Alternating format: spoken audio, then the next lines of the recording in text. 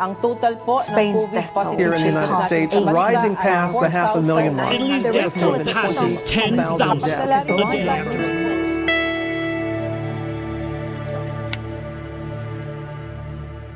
Magandang araw po sa inyong lahat, mga kaibigan, mga kapatid at mga kamag-anak ho natin sa iba't ibang bahagi ng mundong ito. Alam ho ninyo, ito pong araw na ito ay napaka-importante ho sa atin sapagkat ito ang araw ng ating pagsamba sa ating Panginoong Diyos. And ang ganda ho ngayon kasi at any time we are to worship the Lord. At ito'y eksakto talagang application natin that we are to worship the Lord in spirit and in truth. Ngayon alam niyo po, meron ako ikikwento sa inyo na ito po ay isang pabula na kumbaga sa English ay fable. At ito po'y hango sa isang fable from Baghdad. Pero binago ko lang ng konti ang detalye para mas angkop po sa atin. Ito po ay kwento ng isang lalaki na inutusan niyang kanyang servant. Sabi niya sa kanyang servant, pumunta ka, kumuha ka ng errand doon sa, pumunta ka sa palengke ng madaling araw at pagkatapos, bumalik ka sa akin. And true enough, itong lalaking ito pumunta na ngayon doon sa palengke at nakita niya ang anghel ng kamatayan. Nung makita niya ang anghel, kagulatan sila. Sabi niya, parang kagulatan sila parehas. Nagtatakbo yung servant. Nagtatakbo at bumalik. Sabi niya, Kuya, pahiramin mo ako ng kabayo mo. Kasi nagkataon, nandun sila sa Dallas. At sabi niya, kasi Texas yan Dallas, Texas. Sabi niya, kailangan ko pumunta sa Houston. Kailangan ko pumunta sa kamag-anak ko sa Houston. Kailangan ko nang umalis ngayon. Nakita ko ang anghel ng kamatayan. Ganun ba siya? Hinihiram niya yung kabayo. And siyempre, mabait naman tong amo na to, pinahiram niya yung kanyang kabayo. At yung mamang yon, yung amo niya, pumunta rin sa palengke. At true enough, nakita niya rin doon ang anghel ng kamatayan. At sabi niya, uy, bakit mo naman tinakot yung yung alipin ko? Takot na takot. Sabi niya, talagang nagkita raw kayo at nagkagulatan pa kayo. Oo nga ako nga ang nagulat Sabi niya, bakit? Kasi hindi ko siya inaasahang makita dito sa Dallas. Inaasahan ko siyang magkikita kami mamayang gabi sa Houston. Doon ko siya susunduin. Kaya nagkagulatan kami. Biruin ninyo, yung pong mama nagtatakbo mula sa Dallas patungong Houston sa inaakala niyang maiiwasan niya ang anghel ng kamatayan. Yung pala, magkikita sila doon ng gabi nang nagkita sila sa palengke. Now, ano pong ibig sabihin nito? Alam nyo, ang issue ng kamatayan ay hindi nating maiiwasan. Kahit ayaw natin itong pag-usapan. Hindi natin ito pwedeng talikuran o dayain man. Kaya, bakit ko po ito sinasabi ito sa inyo ngayon? Kasi po, ito pong COVID-19 ay nagdulot po ng maraming takot sa marami sa atin. Sapagkat marami po ang namamatay. Bagamat sa ibang bayan, marami pong nakaka-recover, malungkot ko pong sabihin na sa atin po ay minsan magkadikit lang ho yung dami ng namatay at dami ng nakaka-recover. Parang nakakatakot. Bakit ho ganoon nangyayari sa atin? Ano ba to? Ngayon, ito pa ang sunod na dilema ho nating hinaharap.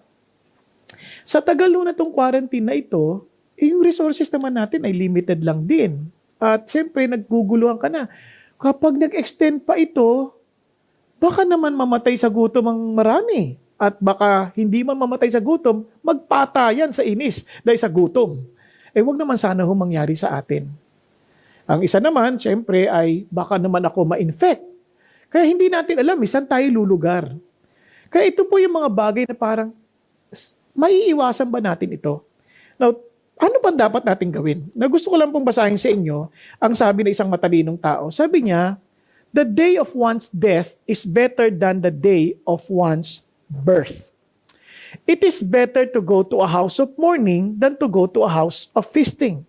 Because that is the end of every man, and the living takes it to heart.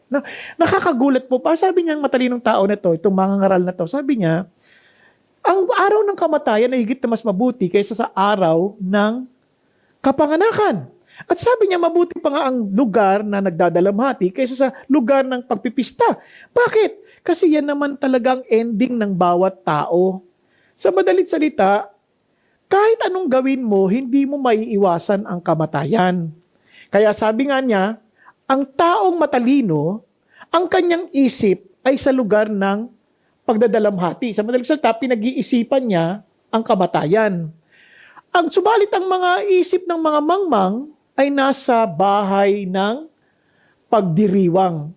Kaya yun isang bagay na dapat nating maintindihan. Bagamat hindi nating kayang iwasan ang kamatayan, ito ay pwede nating harapin ng may katalinuhan. Sabi ni Solomon, ang nagsulat nito yung mga ngaral, ang taong matalino, iniisip niya na yan. At alam niyo po, balikan natin tong COVID-19. Yan ang dinala sa atin sa marami.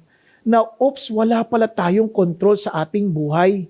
Bigla tayong napaisip na ang ikli lang pala ng buhay, kaya iba-iba na ang reaksyon natin.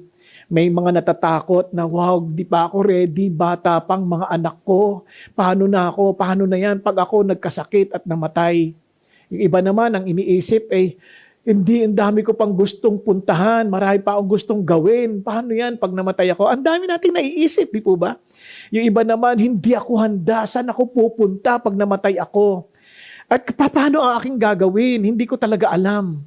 So, paano natin ito matatakasan? Now, ang pinakamalbigat na tanong, paano ka pa sasaya sa gantong sitwasyon? Now, alam niyo po bang meron pang isa pang bagay na dapat mong isipin bukod sa kamatayan? Kasi, bagamat itong panahon natin ay marami na tayong naririnig, naku, ito na ba yung mga huling araw? Kaya nga ang tanong ng iba ay, nabubuhay na pa tayo sa mga huling panahon o huling araw? O ito na ba yung sinasabi ng Bible? Paano tayo tutugon na parang, wow, babalik na pa ang Panginoon Kristo? Now, pakinggan niyo po ng mabuti. Mamatay o dumating ang Panginoon Kristo, isang bagay ang sinasabi sa atin, may hangganan ang ating pamamalagi dito sa lupa. Now, ito pong napakaganda. Last week, ang ganda ng tinuro ni Pastor Peter tungkol sa muling pagkabuhay.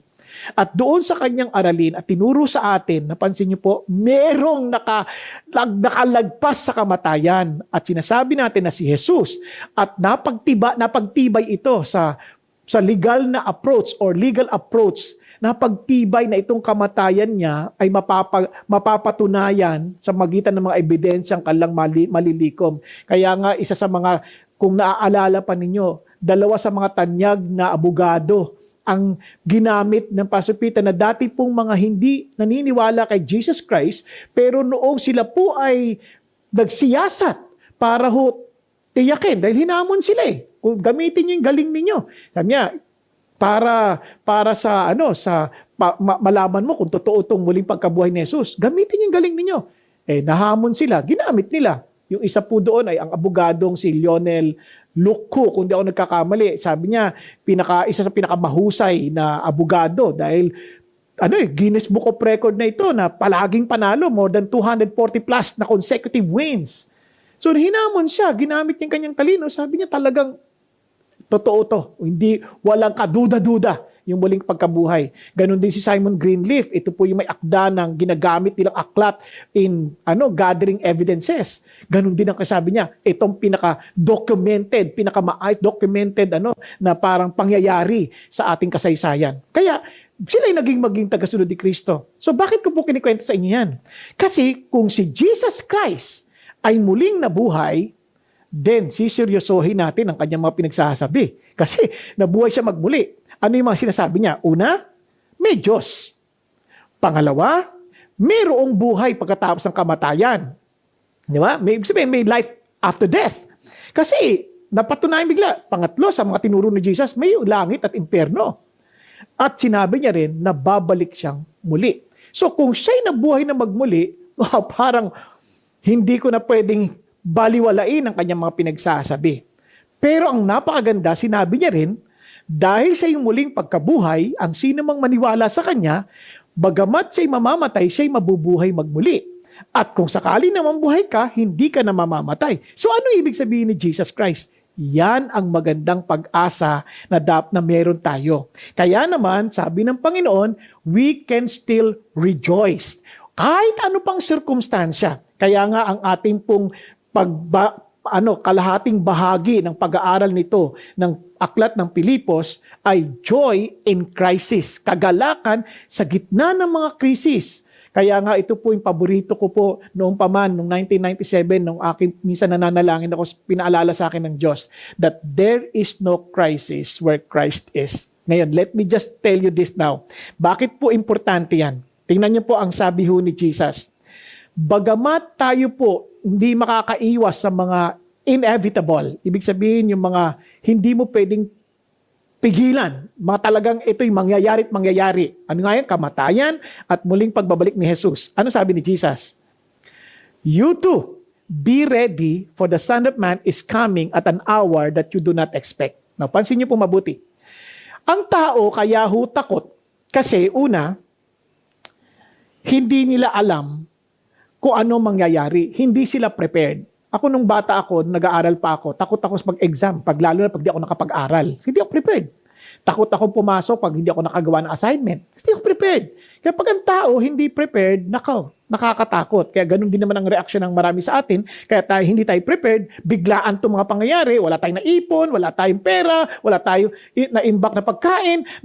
Wala na. Talaga, yung iba nga nagpapanik pa, yung iba nagpapanik na lang, iba wala na talaga, wala na sila magawa, kawawa. So, because we are all unprepared. Now, yung iba naman, hindi natatakot. Dahil sa prepared sila, kundi yung iba mangmang lang talaga. Ibig sabihin, ignorante sa mga bagay-bagay na parang katulad ng mga bata. Hindi ko sinasabing mga, wala silang alam, no? Ibig sabihin, because they are young, parang musmus sila and they're seemingly innocent and they're not afraid of what's going on. To them, parang it's just an ordinary life. Now, they depend entirely on their parents. Now, pero kaya ang hamon ho sa atin para hindi tayo mabalutan ng takot to the point of paralysis na hindi na tayo makakilos, we need to be ready for the inevitable. Kailangan maging handa tayo sa mga bagay na hindi natin pwedeng pigilan. Pwede ba talaga tayong maghanda? Maghanda tayo sa bagay ng kamatayan, maganda tayo sa bagay ng pagbabalik ni Jesus. Ang ganda ho nga sabi ni Pastor Peter, sabi niya, since hindi naman natin parang maiiwasan ng kamatayan, why don't we be prepared so that Jesus Christ will welcome us when we die? Paano? Hindi din natin maiiwasan pag bumalik na si Jesus at hindi naman tayo patay, babalik siya, haharap tayo sa Kanya. So at least, we will welcome Jesus. Yun ang gandang sinabi ni Pastor Peter kanina. Now, ngayon naman, gusto ko sabihin sa inyo ito, that we can rejoice as we continue our series on Philippians. Look at the words. Look at the words. This is something very important. Finally, my brethren, rejoice in the Lord.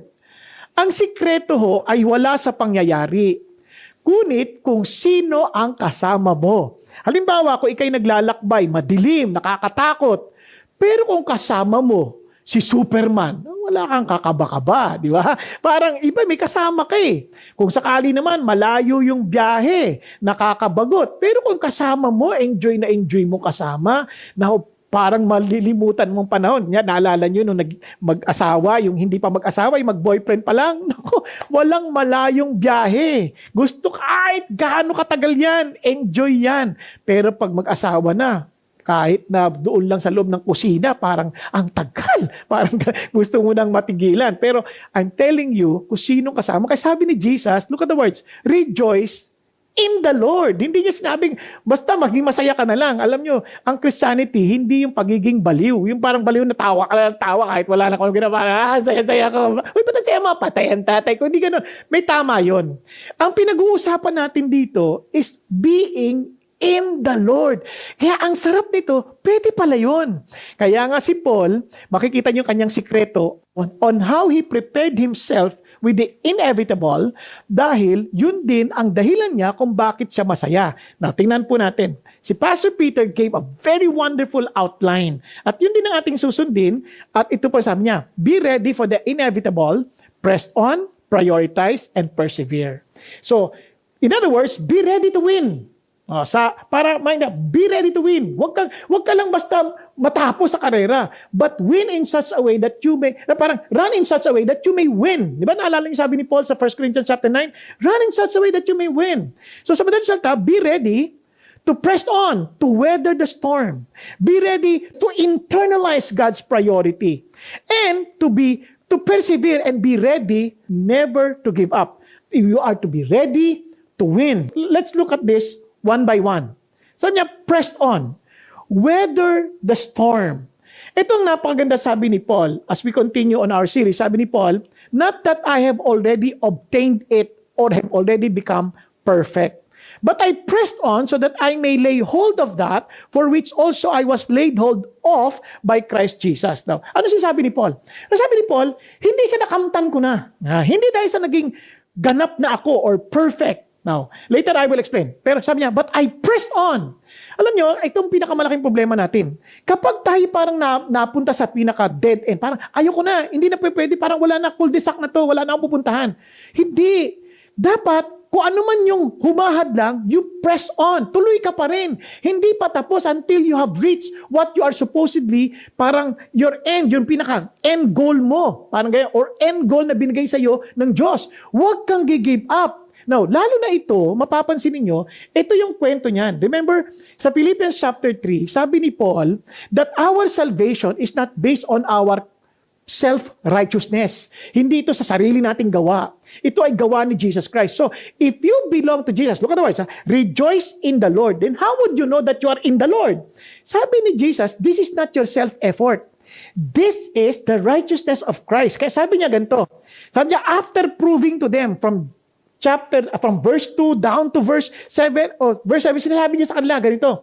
Sabi niya, na ako, may pakatibayan ako to be confident in the flesh. But, sabi niya ganon, I count all things to be lost in view of the surpassing value of knowing Christ Jesus, my Lord, for whom I have suffered the loss of all things and count them but rubbish so that I may gain Christ. Sabi niya, lahat ng tagumpay ko, lahat ng accomplishment ko, wala yan. Lahat yan ay basura. Lahat yan ay dumi. Lahat yan ay, sabi niya, dahil gusto ko si Jesus para makamtan ko lang si Jesus. Bakit? Kasi He may be found in Him. Pag ikay natagpuan kay Jesus, not having a righteousness of my own, hindi sa magitan ng sarili kong katwiran. Sabi niya, derived from the law. Sabi niya, yung parang pagpupursigi ko na sumunod sa batas ng Panginoon. Sabi niya, hindi ko nakuha doon yung righteousness. Sabi niya, but that which is through faith in Christ. Paano daw? Sa magitan ng pananampalataya kay Jesus Christ. The righteousness which comes from God on the basis of faith. Ano sabi niya? Itong katwiran na ito, hindi ito iyo, hindi ito gawa mo. Ito ay katwiran ni Jesus Christ coming from God, ibinigay sa iyo. Di ba? Amazing yon. And kung yan ay totoo, that you become righteous because of Jesus, at ikaw ay naging in the Lord, dahil yan ay naging totoo sa iyo, itong ay resulta niyan. Sabi niya, that I may know Him. Nagkaroon ka ng bagong nature. The righteousness of God is in you. Nagkaroon ka ng bagong desire. Kaya sabi niya, that I may know Him. Lalo ko pa siyang makilala, that I would be intimate with Him. Kaya nga, pansinin niyo ha, kahit yung intention ng law ni God is not just for us to follow a certain rules para maging maayos ang ating buhay. That is just part of it. But in reality, you do this because I want relationship with you. Kaya nung sinama rin si Jesus yung law of Moses, love God with all of your heart, soul, and mind. It's a relationship. Love God. Hindi yung gagawin ko lang to. Kasi pinagagawa niya sa akin. Hindi. Gagawin ko to kasi mahal ko siya eh. Kaya ito yung napaka-importante. Kaya kung totoo na yung righteousness ni God nasa iyo na, you are now new creation, you have a new nature, at yung nature na yon would be always hungry for the bread of life. Kung sakali, parang ito maintindihan nyo, ang unggoy, hindi naman niya matutuwa, bigyan mo 1 milyon yan, hindi matutuwa yan. Kasi nature niya, hindi niya naintindihan yung value ng pera. Pero, ang nature niya, yung saging, gustong-gusto niya yan. Ganun din sa atin. One moment we become a new creation, we belong to Jesus, and the righteousness that is in us. Ano sabi natin? We are now always hungry for the real bread of life, who happens to be Jesus. Know Him. Di ba? Kaya nga, blessed are those who hunger for righteousness, for they shall be what? Satisfied. Blessed are those who hunger and thirst for righteousness, for they shall be satisfied. Because that is the only thing that will satisfy us the moment we belong to Jesus Christ. Kaya, we can rejoice in the Lord. Why? Because iba na yung nature natin. Yung joy natin is being in the Lord. Now, tuloy tayo. And the power of his resurrection, the fellowship of his suffering, being conformed to his death in order that I may attain to the resurrection from the dead. Ano sasabi ng Diyos? Una, we were justified before God. Now, God wants us to be sanctified. Now, na-explain naman natin ito last time, pero binabalikan ko lang para ma-refresh lang. Then, in order that we may attain the resurrection from the dead, which is our glorification. Now, sabi ni Paul, hindi ko pa yan nakamtan. Bagamat yan na yung aking pursige. Sabi niya, tingnan nyo verse 12, not that I have already obtained it. Alam niyo, to some of us, the reason why we are not somehow joyful, we often condemn ourselves. Lagi sinabi natin, naku, parang hindi pa ako nagiging perfect, hindi ko pa nakakamtan. Paano na yan? Talaga ba akong Christian? Hindi. Ito ang isang bagay na maintindihan ninyo. Kung Christian ka, alam mo na you want to become perfect because there is now a new desire. Pero kung wala kang ganong desire, magtanong-tanong ka na. Bakit kaya hindi ko hinahangad si Jesus? Bakit kaya hindi ko hinahangad yung power of the resurrection to be real in my life? Bakit kaya hindi ko handang mag-suffer for the sake of Christ? Bakit hindi ako handa, even willing to die in conformity with the death of Christ? Yan ang tanong. Bakit walang ganun? Pag walang ganun, kabahan ka. Bakit? Baka nga hindi mo pa talaga naintindihan yung to be in the Lord or to have His righteousness. Kaya dito nyo maintindihan, si Paul sabi niya, andun na sa akin yon. Kaya hindi sa nakamtan ko na. Now listen to this. As Christians, hindi natin yan makakamtan habang nabubuhay tayo rito. Kaya nga kapag nang feeling natin, arrive na tayo, nako, mapapansin nyo, hindi na tayo mag-grow at pag di na tayo nag-grow, mukhang may karamdaman na tayo kasi it's a continuous growth kasi eternal si Jesus eh. Now, ito ang malungkot. Pag hindi na tayo nag-grow, obviously, hindi na natin makikamtan yung joy. Makita natin, wow. So, anong dapat natin gawin? Sabi ni Jesus. If somehow you feel nadapa ka, wag. Sabi niya, wag kang manatili dyan. Pumangon ka. Bakit? Press on. Press on. Ibig sabihin, ay, napana naman ako, ayoko na. Hindi. Bangon ka kasi kung talagang righteous ka, na yung righteousness si God nasa iyo, babangon ka. Tingnan nyo ha. The righteous man falls 7 times, but he rises up 7 times. Now listen to this. Why? How can you do that?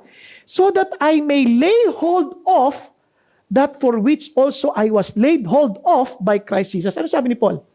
Kaya ko ito pinipress on at hawak kasi siya yung unang humawak sa akin. Siya yung humahawak sa akin. Parang picture ng bata na naglalakad. Hawak-hawak tayo ng Diyos. Nadapa ka because He is laying hold of us.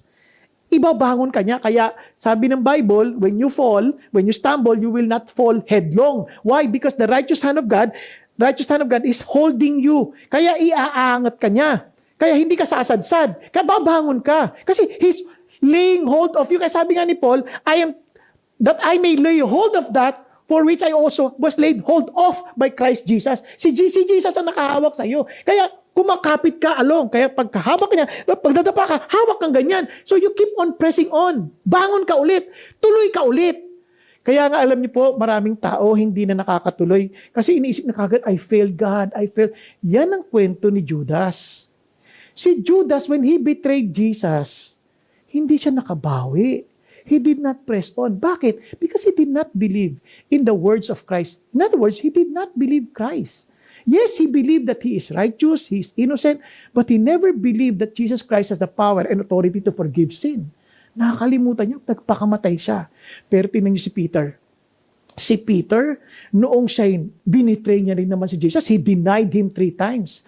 But, balik siya kay Jesus. In fact, nung nakita niya si Jesus, tumalon pa nga siya, pumunta sa kay Jesus. Doon nga sila nag-usap Peter, do you love me? 3 beses. Kasi kung ako yun, kung hindi ako nakatingin sa heart ni Jesus, yung righteousness ni Jesus, at sa puso ni Jesus, si Jesus, tatakbo ako sa hiya. Kakahiya. Naku, nakakahiya. Nandyan siya. Lagot ako. Pero hindi, because I know that He's a merciful God. I know that He's a merciful Master. I will run to Him because He is laying hold of me. That I will lay hold of Him. Hindi ka susuko. Kaya tingnan nyo, sabi rin, hindi lang si Paul nagsabi niyan. even John himself agreed to that fact. Sabi ni John, "Beloved, now we are children of God, and it has not appeared as yet what we will be." Hindi pa natin nakikita yung dapat tayo, yung magiging tayo. We know that when He appears, we will be like Jesus. Sabi niya, because we will see Him just as He is. Finally, darating yung panahon na we will be like Him. Now, some of us, the reason why we're afraid to face Jesus Christ, we're afraid kasi hindi pa ako perfect. Then you're falling again. Na ang isip mo, yung righteousness mo, by your own effort. Hindi. The righteousness of Jesus. Kaya babangon ako. Kasi total ang righteous ko kay Jesus. Kaya babangon ako. Kaya ang Christian, babangon. They will keep on pressing on. They will never keep themselves lying down. Kaya, kung nagkamali ka man, bangon ka. Huwag kang manatili doon. Pag nandudun ka na, hindi, suko na ako, hindi na talaga ako magbamukha, hindi ako talaga Christian, then you don't really understand the righteousness that comes from God. No, balik tayo ulit dito. Kaya sabi niya, when we will become just as He is, pag nakita natin, and everyone who has this hope, look at the words, fixed on whom? On the righteous acts? No, on Him. Kay Jesus, kaya purifies Himself. Habang nakatingin kay Jesus who is holding on you, nako, focus ka doon, kaya bangon ako, hindi hawak ako kay Jesus. Kaya, just as He is pure. So you purify yourself, kasi siya kasama mo eh. Kaya nga, tingnan niyo yung pressing on. Brethren, I do not regard myself laying hold of it yet. Hindi ko pa talaga hawak na hawak. Hindi ko pa grasp na grasp. Sabi niya, but one thing I do, forgetting what lies behind. You see? Kalimutan mo na yon, yung parang yung tagumpay ko dati, nung tinanggap ko si Jesus, ganito. Kalimutan mo yon. Eto nga yung present. Saan ka? How you holding on to Jesus? Ganyan. Are you pressing on? No? In your relationship with Jesus? Yun ang tanong. Ngayon, sabi niya, reaching forward. Kaya ang dami kasing storm of the past. Ano mga storms na nagpipigil sa atin na keep in looking back? Past failures. Yung katulad ng mga Israelites sa Egypt. Sa halip na magpasalamat sa kanilang kinakain, buti pa nung nandun kami sa Egypt, buti pa doon maraming pagkain. Minsan ganun tayo eh, parang we compare, buti pa nung di ako Christian, ganito ginagawa ko. Wag, tapos na yung kalimutan mo na yon. Wala yung pakinabang sa'yo. Buti pa nung di ako Christian, kung ganito, pasaway ako, walang problema sa akin. Wag, sabi niya, tapos na yon. Iba naman, Christian na, kamali na naman ako, palpak na naman ako, naaminin ko sa inyo. Ako rin, dami ko rin kapalpakan sa buhay. Pero ayoko mag-dwell na doon kasi ang inahanap ko si Jesus. Siya lang ang tinitingnan ko. Malala niyo si Peter, di ba? Nakita niya si Jesus, sabi niya, Lord! Oh, si Lord! Lord, kung ikaw yan, palakarin mo ako. Nakafocus na siya kay Jesus. Lakad siya. Nakalakad siya sa tubig. Ang lakas ng bagyo nun. Lakas ng bagyo. Pero tingnan niyo ha.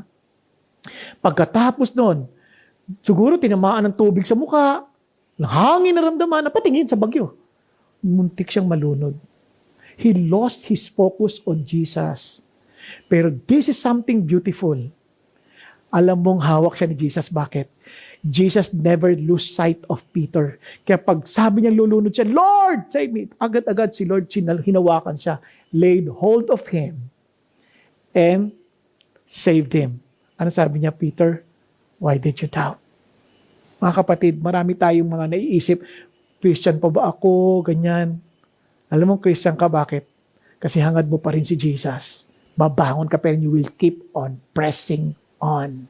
At itong amazing, mayroong mga sa likod naman natin, dala-dala pa rin natin yung sama ng loob, dala-dala pa rin natin yung sama ng loob natin sa ibang tao, parang naalala ko nga po, sabi nga ho nung asawa ni Jonathan Goforth, yung asawa niya, nandun sila sa China, nagmi-minister, meron siyang missionary na talagang parang daming mga bagay na pinagsasabi laban kay Jonathan Goforth. Galit na galit siya. Ang pangalan pala ng asawa niya, si Rosalinda. Galit na galit siya. Kasi hindi niya madala-dala sa puso niya, lagi niya madala. 4 years, taglay-taglay niya yun. And sabi niya, surprisingly, I could not move forward. Hindi ako makatuloy-tuloy. I cannot press on. Kasi dala-dala niya yung sama ng loob. Kaya I'm telling you, yun, kalimutan mo na yun. Ibigay mo na sa Diyos yung sama ng loob mo. Iba, sama ng loob sa asawa, sama ng loob. Wag, bigay mo sa Diyos yun. Focus on Jesus. Just as Jesus Christ forgave you, forgive them. Diba? Hindi lang yun. Maaring past failures. Kalimutan mo na yan. You focus on Jesus. Pag-isipan mo, kasi baka pinatawad ng Lord yung mga nakaraan ko lang eh. Now listen to this. Nung namatay si Jesus sa cross, isipin mo kung anong nakaraan mong kasalanan doon. Lahat future.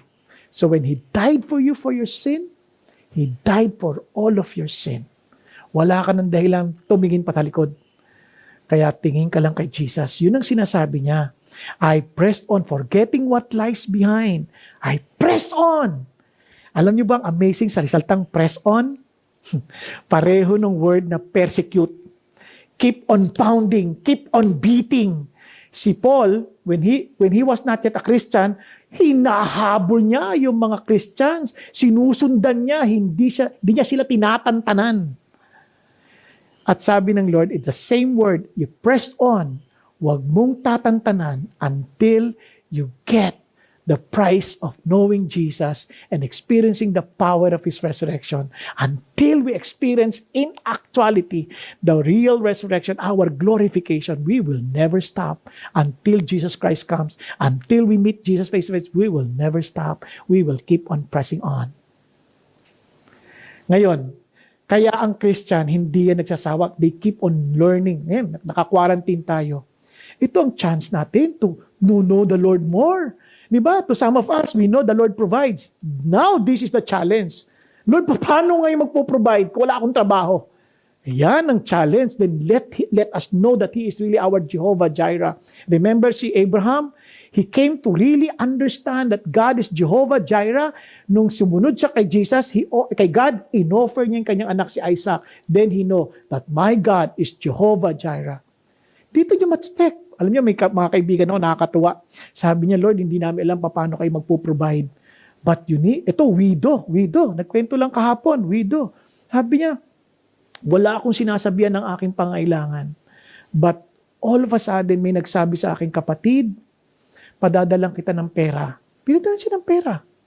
Pinadala ng grocery. Kung ano-ano. Ang daming kwento, left and right, on how the Lord provided for them. Bakit? Because that's how the body of Christ works.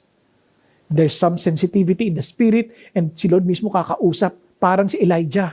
Paggutom, nagpadala ng uwak para pakainin si Elijah. Nagpadala ng byuda ng saripat para pakainin si Elijah. And amazingly, yung Diyos ni Elijah ay siya ring Diyos natin ngayon. Kaya if your God is a God of Elijah, then don't just tell anybody that God provides. Experience the reality of His provision. Press on to experience God Himself. Kaya yun ang challenge sa atin. Lord, ayoko lang ng teorya. Yung totoanan, that I would seek your face on this, O God. Kaya sabi ni Peter, sabi niya, be on your guard so that you are not carried away by the errors of unprincipled men and fall from your own. Kasi mga unprincipled men, parang wala yan naiisip lang. Parang puro kasamaan lang, walang naintindihan yan tungkol sa Diyos. They use God, but they use the principles pero hindi lang ginagamit sa totoo nilang buhay. Kasabi ni Peter, kaya I challenge you, grow in the grace and the knowledge of our Lord and Savior Jesus Christ. Lumago ka sa Kanyang biyaya, lumago ka sa pagkilala sa Kanya. This is a chance. Lago tayo. Keep on growing in the Lord. Grow in prayer. Grow in the knowledge of His grace. Basahin natin Bible. Basahin natin. Namnamin natin. At wag lang natin isipin, ang ganda nito. Hindi, Lord, maging totoo to sa akin. Maging totoo to sa akin. Kaya tatandaan nyo, sabi nga ni Andy Stanley, sabi niya, your intention will not bring you to your destination. Your direction will bring you there.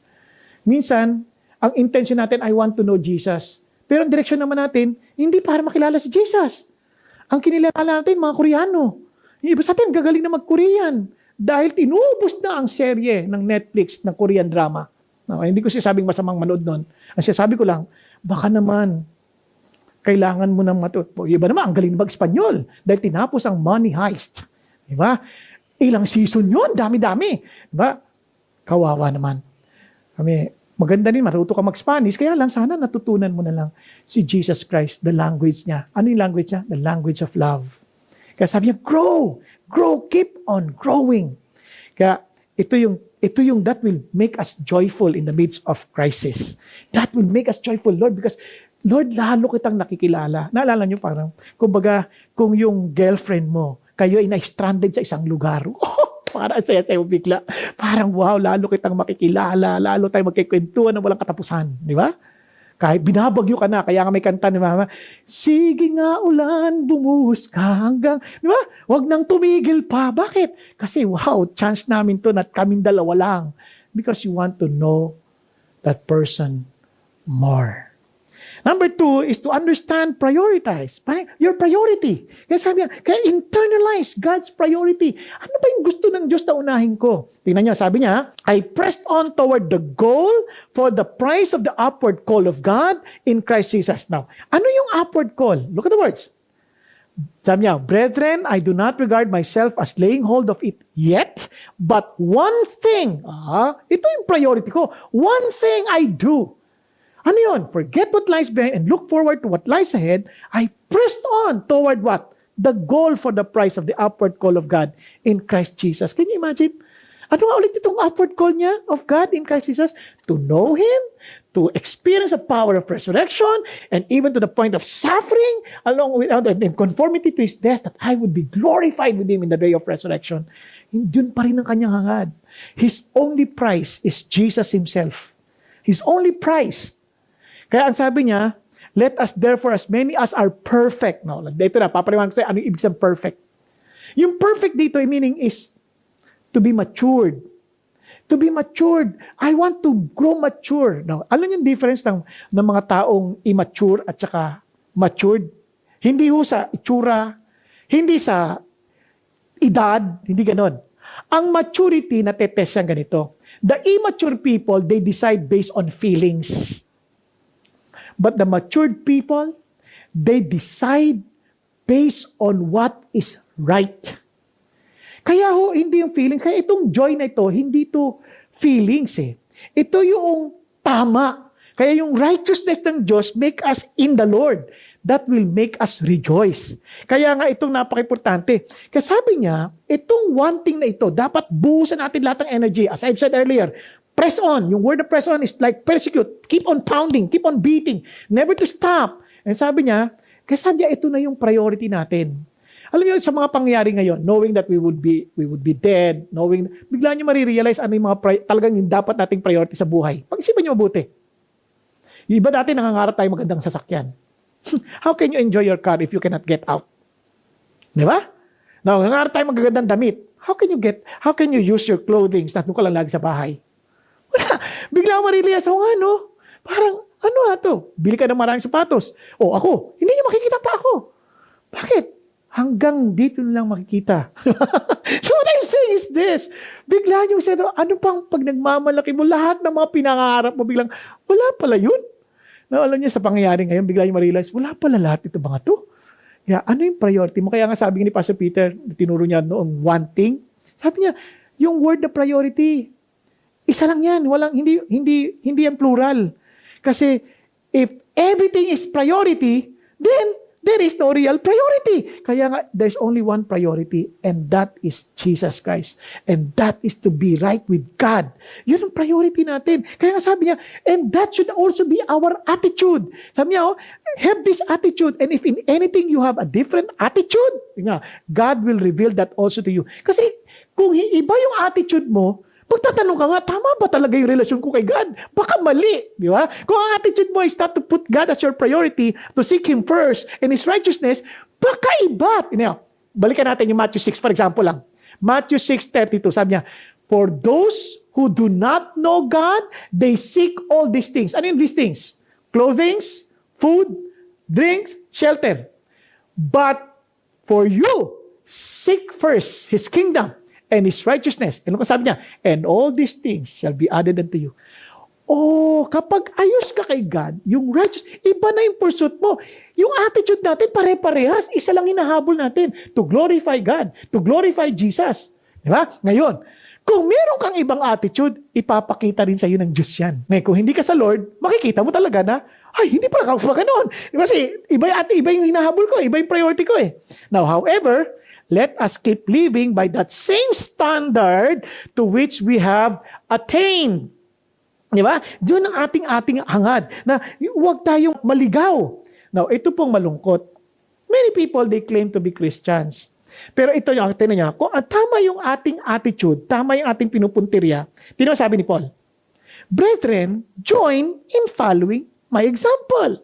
As I'm pursuing Christ, as I'm pursuing to be intimate with Him, as I'm pursuing, amazingly, si Paul ganyan, si David ganyan, Old Testament, that I may seek the Lord, di ba? Pare-pareho ka lang priority.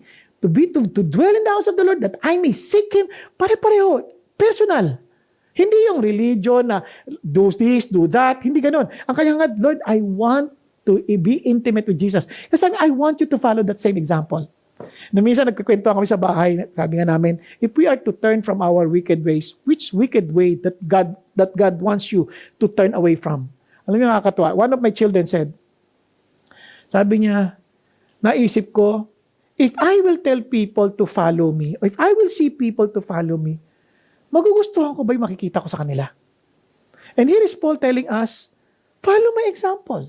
In 1 Corinthians chapter 11, sabi ni Paul, imitate me as I imitate Christ. Napaka-importante yun. Sabi niya, even Jesus Christ, you know what his pursuit was?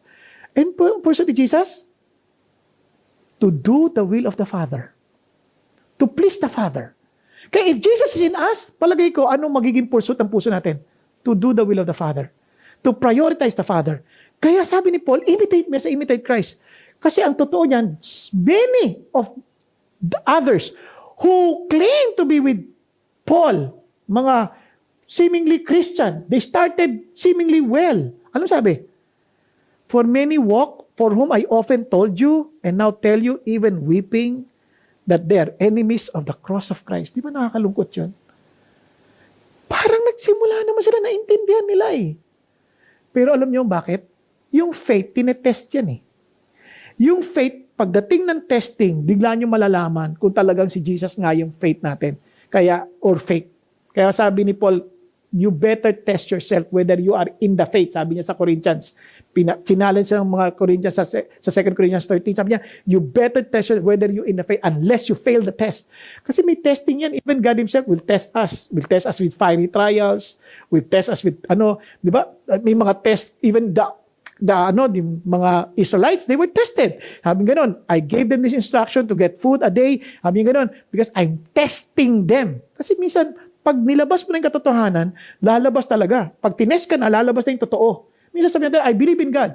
Pag dumating na yung katotohanan na yung bagay nangyayari parang not against your, not favorable to you, naku, bigla kang, minsan hindi ka nasusunod sa gusto ng Diyos. Sasample lang ko kayo. Halimbawa, nag-giit ka. Pag sinubo ka, halimbawa, sinabo ka lang, yung mga estudyante, mag-exam, Lord, I believe that you will give me wisdom because sabi nyo nga sa James, ask for wisdom and you will give it generously. Eh, no exam na, wala ka masagot. Eh, babagsak ka pag di ko nasagot. Anong test? Yan ang test ngayon. Biglang, Panginoon, di ko na alam. Eh, biglang napatingin sa katabi mo, answered prayer! Hallelujah! Di ba? Bigla ka na, nangopya na. Test yun eh. Pero alam nyo, buti nga yan, hindi nyo na magagawa yan kasi wala nang kopyahan ngayon dahil ikaw lang mag-isa. Di ba? Naka-quarantine ka eh. Online yung exam. Pero, total, sasabihin naman ng teacher, open book. So, yun lang. Kaya lang, yun ang test. Dadayain mo ba?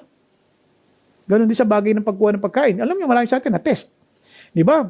Bibigyan ng pagkain. Yung iba tuwan-tuwa pa, kakuha ng tulong. Alam nyo, meron ka naman, huwag ka na maging swapang, ibigay mo na sa iba. Hindi yung, nakakuha ako. Yung walang-wala, hindi nakakuha dahil kinuha mo pa. Wag, maging tayo, natitest din yung natin yung kasupangan natin minsan. Kung talaga naniniwala tayo sa Diyos that He will provide for us, then wag na tayong magsapang. Let's learn to be more generous. Kaya sabi ng Lord, kawawa, they became enemies of the cross. Look at the words, whose end is destruction, whose God is their appetite. Look at what happened here. Tinest sila with pleasure. And itong appetite means yung desire of the flesh. And perhaps because of that testing, lumabas yung katotohanan. They were in sexual immorality, they lived against what the Lord. Kasi isip na, total Christian na ako, I'm forgiven. Hindi totoo. Kung talagang Christian ka na at forgiven ka na, naayos ka sa Diyos, ang totoong dapat effect niyan, gugustuhin mo lalo si God.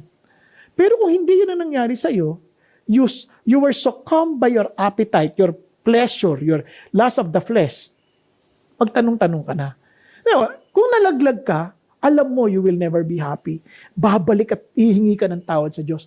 Pero kung ini-enjoy mo na at nagpapatuloy ka na doon, naku, matakot ka na. Yung ibang tao, alam nyo, they use God to supply or parang to sustain their pleasure instead of really delivering them from their pleasure. Minsan gagamitin pa yung Diyos to excuse their lust, to excuse their immorality. Hindi yung totoo yan. Sabi ni Paul, na winardingan niya, sabi niya, do you not know that the unrighteous will not inherit the kingdom of God? Huwag kang magpalinlang. Sabi niya, ang mga fornicators, ano yung fornicators? Nakikipagtalik o sa mga hindi nila asawa. Sabi niya, or even yung imaginations lang. Idolaters, yung mga sumasamba sa Diyos-Diyosan, yung mga nilalagay yung higit ang ibang bagay o tao or higit sa Diyos. Sabi niya, mga adulterers, mga effeminate, mga homosexuals, mga magnanakaw, mga covetous, mga drunkards, mga pamanirang puri, mga swin, manloloko, will inherit. None of them will inherit the kingdom of God. Huwag naman kayo magpalinlang. Kasi minsan, we keep on living in this way and our excuse, I have the righteousness of Jesus. I am justified. Hindi totoo yan. Kasi yung faith na yun, yung righteousness na yun, is a living righteousness. It brings out fruit. Kaya sabi niya, such were some of you. Ganyan naman kayo dati, di ba? But you were washed. Nilinis na kayo. You were sanctified. Hiniwalay na kayo. Kaya you were justified in the name of the Lord Jesus Christ and in the Spirit of our God. Ano sinasabi ni Paul? And you are not supposed to stay there because you are to press on and you were given a real priority. And that priority is to honor God.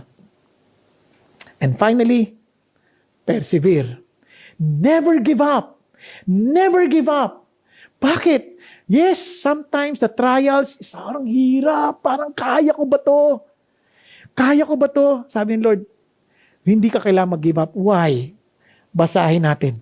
Sabi niya, for our citizenship is in heaven. Hindi ito ang ating lipunan. Hindi ito ang ating bayan. Uuwi tayo sa totoong bayan natin.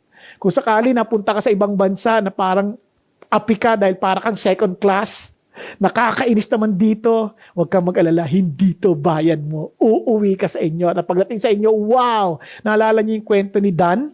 Si Dan? Ewan ko, naalala niyo si Dan. Si Dan kasi nag-TNT sa US. Kawawa si Dan, nag-TNT sa US. Hindi lumalabas ang bahay, nandoon lang. Kahit walang quarantine, nagpa-quarantine na lang. Tapos sabi ng kaibigan niya, pare ko, lumabas ka, ano ka ba? Sabi niya, lumabas ka. Sabi niya ganun. Ito, gamitin mo sa sasakyan ko. Ano ka? Para magsaya ka naman. O sige, nag-drive. Nag-drive siya. Pag-drive niya, dilabas niya, naubusan ng gasolina. Pumunta sa gasoline station.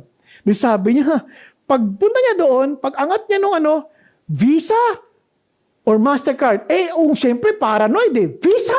Naku, I have no Visa. Binalik niya. Takot na takot. Sabi, takbo na naman siya doon sa punta siya sa telepono. Pag angat yung telepono, AT&T! AT&T! Sabi niya, patay! AT&T! Mayroong pila. Ando doon yung pulis. Nakaabang. Tapos sabi niya ganun, nilapitan siya ng pulis. Are you done? Done ang pangalan niya. Ibig sabihin, tapos ka na ba? Are you done? Yes, I am done. Hysterical siya. Are you done? No. Sabi, Bicol, man. Oo nga, I'm from Bicol. Patay. Hanggang sa nagkumpisal na, I am done from Bicol. I'm a TNT. I have no visa. Kawawa. So, nahuli, na-deport. Pag uwi ng Pilipinas, cool. Balik bayan. Di ba? Kasi yun ang citizenship niya Masaya na siya ulit. Di ba? Kaysa doon, lagi siyang alalang-alala. Now, alam nyo, nakakatawa man yung kwento, pero totoo niyan, ganito lang yan. Ibang-iba pag nandun ka sa bayan mo. Kaya itong lupa na to, hindi ito ang ating mundo. We are the citizen. Our citizenship is in heaven. From which also we eagerly wait a Savior and Lord Jesus Christ. We're waiting, Lord, kailan mo kami susunduin? Kailan mo kami kukunin? Kung kami man ay mamamatay, Lord, excited kami, you will bring us home. You will bring us home. At kung sakali man darating at susunduin mo kami, Lord, thank you. You will still bring us home because you are our Lord and our Savior. You are our King and we belong to the kingdom of heaven. Yun na kaya, huwag kang susuko kasi hindi naman ito, sandali lang tayo dito, we will never be here forever. We will be in the kingdom of Jesus Christ that will never end. And look at the words. He will transform the body of our humble state into conformity. Asa na rin tayo sa katawan na to, daming problema, daming sakit, ang daming, sabi niya, hindi, babaguhin niya, papalitan niya ni Jesus with the conformity in the body of His glory by the exertion of the power that He has even to subject all things to Himself. Yung kapangyarihan mismo ni Jesus na babaguhin niya at papalitan niya yung katawan niya. Alam niyo pa paano pinaliwanag yan ni Paul sa Corinthians? Sabi niya, behold, I tell you a mystery. We will not all sleep. In other words, hindi lahat tayo mamamatay. Kasi sabi niya, but we will all be changed. Bagamat hindi tayo lahat mamamatay, mamatay ka o hindi, we will all be changed. Yan sabi niya. In a moment, in the twinkling of an eye, bigla lang, isang idlap lang. At the last trumpet, for the trumpet will sound, and the dead will be raised imperishable, and we will be changed. Ang sabi niya, kasi yung doon sa panahon nila, nung panahon ng mga, nung panahon nila Paul, panahon nila Moses, pagka nagtrumpeta yan, tumunog, ibig sabihin, ready na. Pag pangalawa, ready, yan, be ready, be prepared. At yung pangatlo, march on. Yun na yung pangatlo, the last call, the last trumpet. And when that last trumpet come, na sinabi ni Lord, time to go home. Wow, we will be changed. We will be transformed. Look at this. Yung dead will be raised imperishable. Yung namatay, magiging hindi na masisira. Now, for this imperishable, with this perishable, must put on the imperishable. And this mortal must put on immortality. Wow, hindi ka na mamamatay. Now, look at this. When the perishable will have put on the imperishable, and this mortal will have put on the immortality, then will come about the saying that is written, death is swallowed up in victory. Wala na yung kamatayan. Sabi niya, oh death, where is your victory? Oh death, where is your sting? Asan yung kamandag mo o kamatayan? Asan yung kamandag mo? Naalala ko tuloy yung Numbers 21, no? Yung pagnatuka sila, patay na sila eh. Sigurado, patay na. Venomous snake. Pero pag nakatingin sila doon sa bronze serpent na ginawa ni Moses, sabi ni God na kung sino man tumingin doon, hindi mamamatay. Sabi niya, oh, where is your sting? Asan yung kamandag mo? Yun ang sinasabi niya. The sting of death is sin. Alam niyo kung kamandag ng kamatayan? Kasalanan. And we are all sinners, for the wages of sin is death. Now, and the power of sin is in the law. Yung batas, nagpatibay na talaga tayong mga makasalanan. But, hallelujah, thanks be to God, who give us the victory through our Lord Jesus Christ. The truth is this. If we are to look at our lives based on the law, we're dead. Wala tayong magawa. We're totally dead. But, because of Jesus, yung kamandag ng kamatayan na wala ng epekto sa atin. Kaya nga, rejoice in the Lord. If we are in the Lord Jesus Christ, wala nang kamandag ang kamatayan sa atin. Kasi sabi ng Bible, therefore, my beloved brethren, be steadfast. Maging matibay ka. Huwag ka susuko. Immovable. Always abounding in the work of the Lord. Huwag kang matakot. Tuloy mo yung pinagagawa ng Diyos sa'yo, knowing that your toil is not in vain in the Lord. Wow! Hindi masasayang ang anumang pinagpapagalan mo para sa Panginoon Diyos. Why? Because itong katawan na to we will be changed to something that will no longer be destroyed. Sabi nga ni Paul sa Romans, sabi niya, but if we hope for what we do not see, with perseverance, we wait eagerly for it. Kaya naman, yun ang inaabangan natin. Huwag natin yung abangan positive na ba ako, negative na ba ako, hindi nang inaabangan natin, inaabangan natin, Lord. Sunduin mo man ako, mamamatay ako dito, you will change me. Sunduin mo man, hindi ako mamatay, susunduin mo kami, you will still change me. Kaya yun ang inaabangan ko. Kaya naman, we are to be ready to win. As in, weather the storm. Walang storm of the past. Walang storm of, whatever storm that will stop us, that will discourage us to go on. Just keep on pressing on. Weather the storm. Understand our priority is God. Internalize that. Internalize God's priority. I want to be with God. I want to know Him more. I want to grow in the knowledge of His grace. And never to give up, as in persevere. Persevere, never to give up. But we are to be ready to win. Look at the words of Jude. May sabi, Lord, baka hindi ko kayanin. No. Focus on what I want you to do. Be immovable. Do the work of God. you beloved, building yourself up on your most holy faith, praying the Holy Spirit. Keep on praying. Keep yourself in the love of God. Matili ka doon. Waiting anxiously for the mercy, ibig sabihin, the coming of the Lord, of Jesus Christ to eternal life. Antayin mo yun, mag-abang ka. Lahat tayo, nag-expect tayo. We had such excitement to see Him. Yung para bagang, pag sinabi sa'yo nung fiancé mo, halimbawa, engaged kayo. Pag sabi niya, darating ako ha, magstay ka na sa bahay. Punta lang ako sa bahay mo. Or, pwede ka pumunta sa airport, doon na tayo magkita. Palagay ko, you will always choose to go to the airport and wait for the person there. Ganun ka, abang ka, excited ka. Then, ano sabi niya? If you are truly excited, don't be excited alone. Be ready to win. Win, as in, save others, snatching them out of the fire. And on some, have mercy with fear, hating even the garment polluted by the flesh. Kaya naman, live a holy life for the sake of those people who could not see Jesus because they're looking at you and hoping that they would see Jesus because of you. Kasi sabi niya, even hate the polluted garments. So that would be attracted do sa glinis ng ating kasuotan. Diba? With words, as in, with our action. And sabi niya, and Lord, how can we be sure na okay itong aming ginagawa?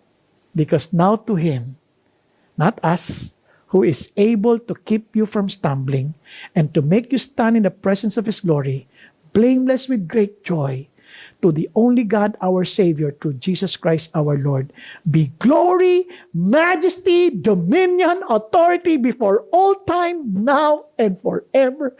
Amen.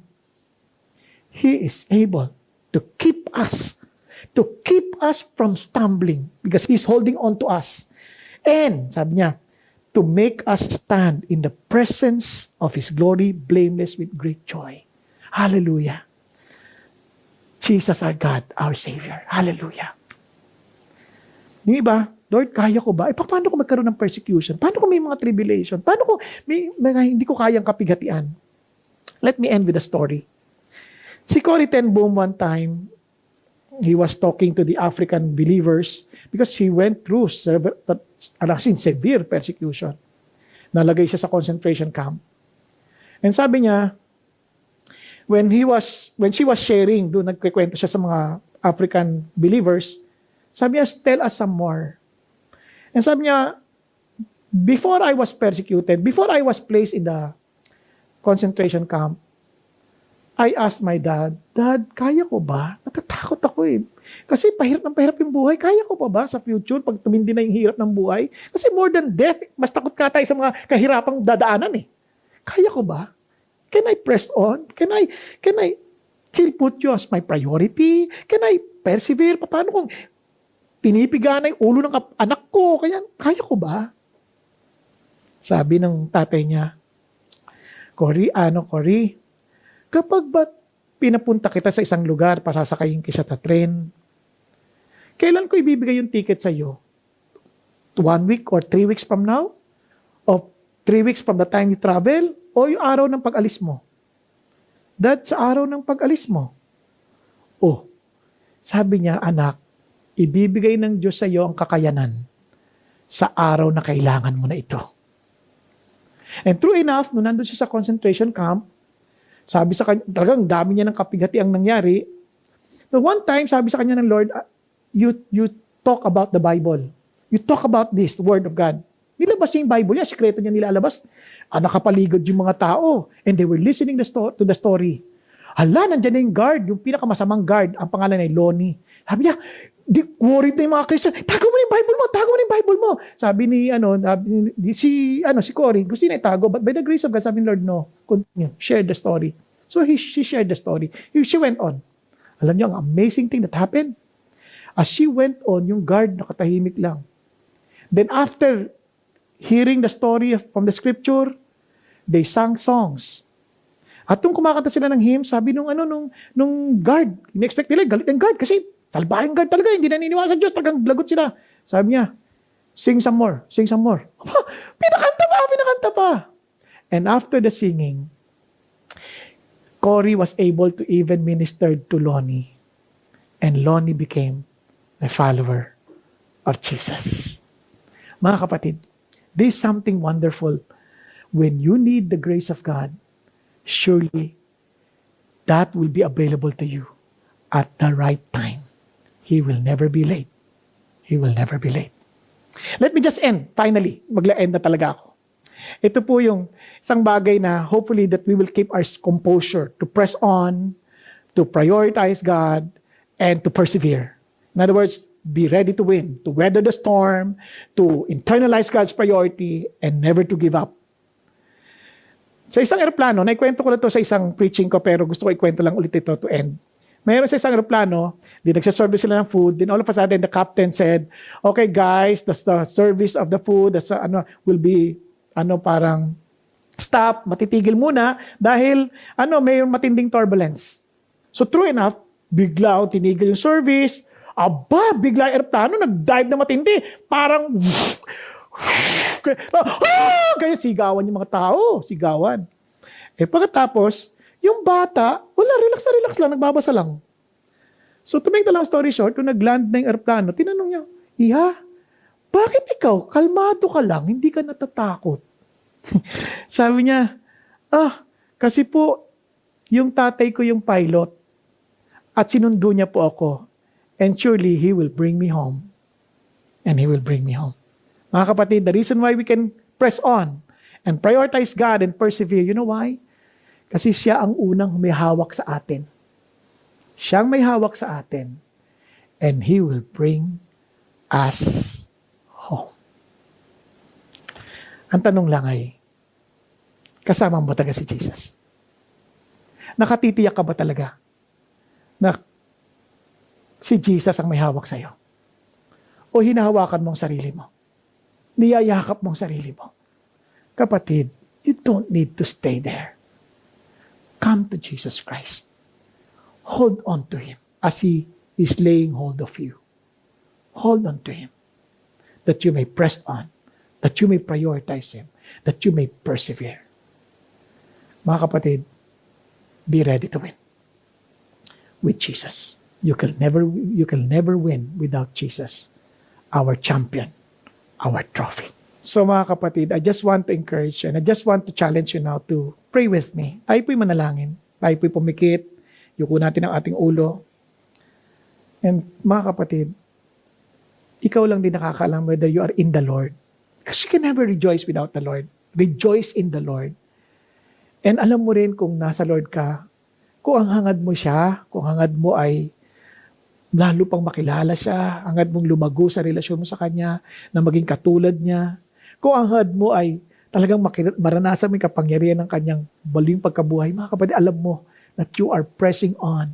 Alam mo that somehow you have a new nature in you. But kung wala yan, don't fool yourself. Don't deceive yourself. Kung wala yung ganung paghahangad, walang ganung pagpupursige, hindi lang yung intention, kundi yung direction mo, hindi doon. At maging aminin mo sa Panginoon, Panginoon, patawarin ninyo ako.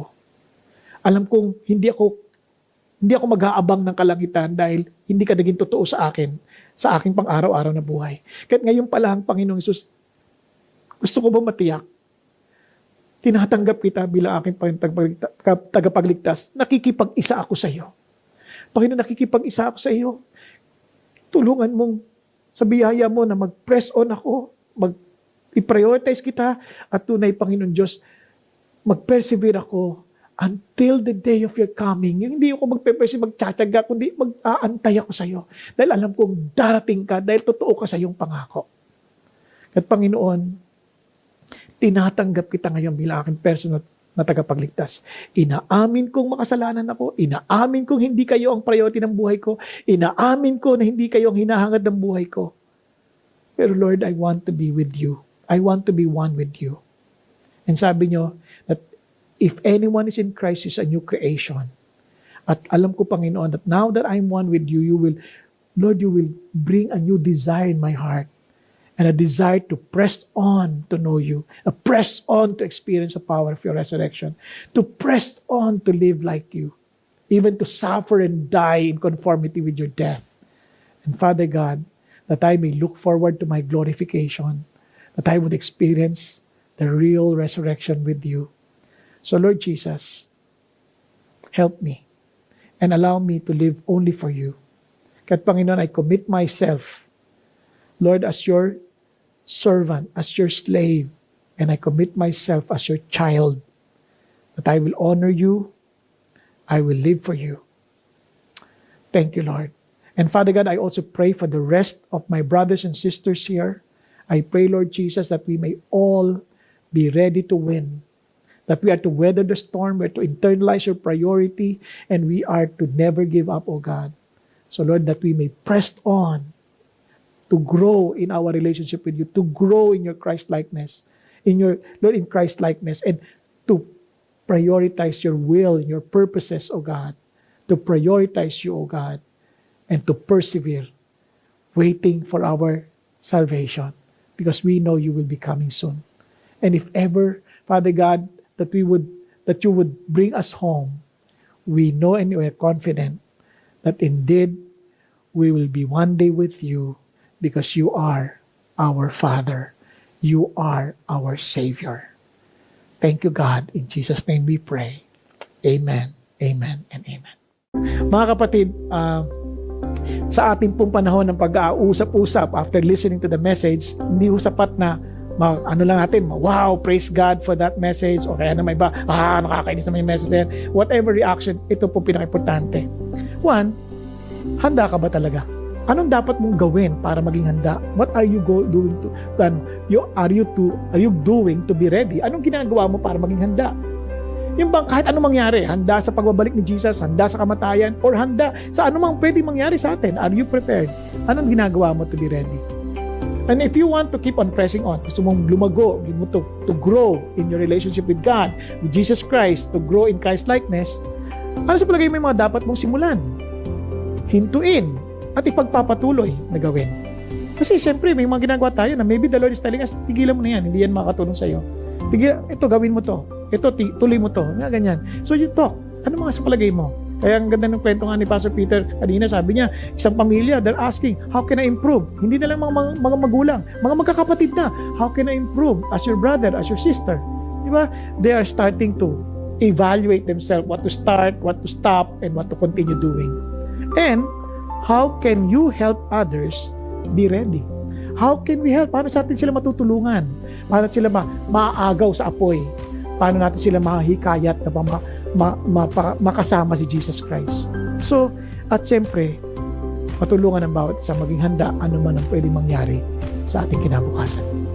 Pag-usapan natin. At wag lang natin pag-usapan, gawin natin at ipanalangin natin na maging totoo sa ating buhay. God bless you. Thanks for watching. We would like to invite you to be a Christ-committed follower by being part of the movement as we honor God and obey His Great Commission. To find out if there's a CCF satellite near you, log on to www.ccf.org.ph/satellite.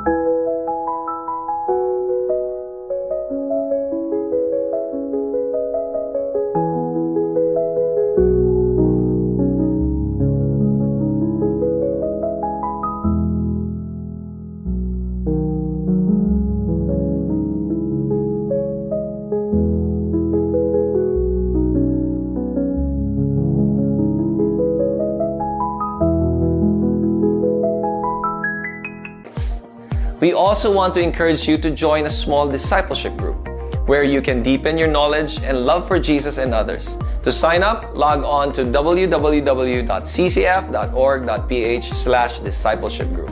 All of CCF's video resources are available free of charge and are constantly being improved by our team.